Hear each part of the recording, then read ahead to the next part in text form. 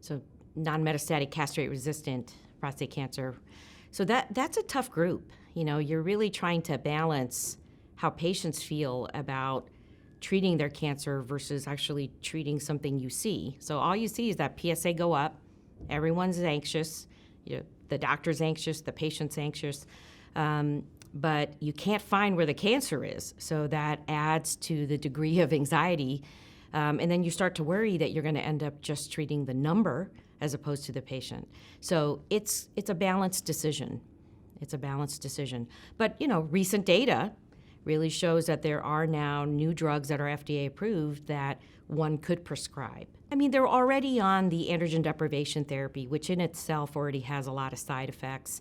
I think a lot of people might try some oral anti-androgens that's been around for many years. I tell you, a lot of my patients will try some nutraceuticals or some things over the counter or something more holistic just to try to get their PSA number down. Right, so the NCCN now has recognized there are 3 oral agents. They're all in the same category of androgen receptor modulators.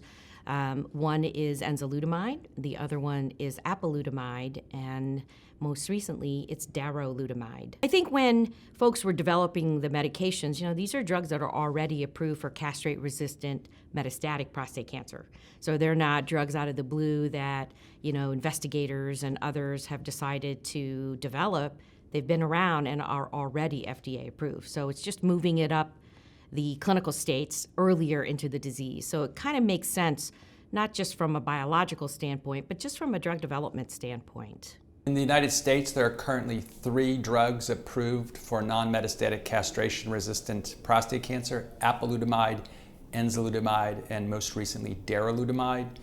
The data reported on the updated survival analysis for apalutamide provides the most complete information about the impact of that drug on survival.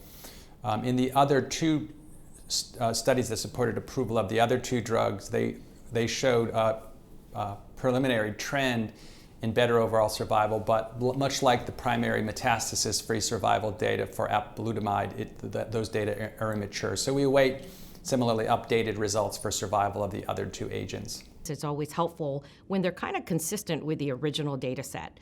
And I think the new ESMO data is consistent with that. So it gives a sense of comfort that, the original reporting is actually on point.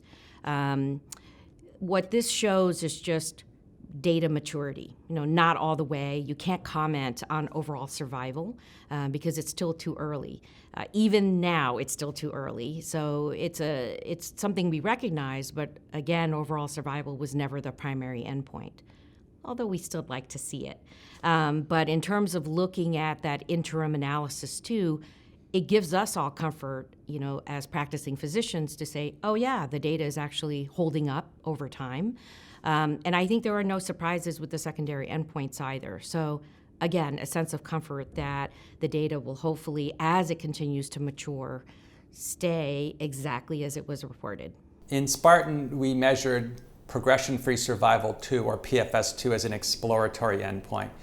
PFS2 is defined as the interval from study entry to progression on subsequent therapy. The notion being that if you intervene early with apalutamide, in the control group, would patients catch up when they went on to subsequent AR-targeted therapy or other treatment, for example? And so PFS2 is an attempt to understand whether patients were able to catch up by getting later salvage therapy. And the significant improvement in PFS2 really clearly demonstrates, in my view, that patients didn't catch up. With this updated analysis we reported at this meeting, for example, the risk of PFS2 was reduced by about half, and median PFS2 was a year longer in patients initially treated with apalutamide. So really showing clearly that there's an additional supportive evidence for early intervention with apalutamide, and providing good evidence that really patients who are initially observed, or in the case of SPARTAN, treated with placebo, do not catch up with later treatment. PFS2 is a little bit of a complicated endpoint that looks at progression after the second treatment in the SPARTAN trial.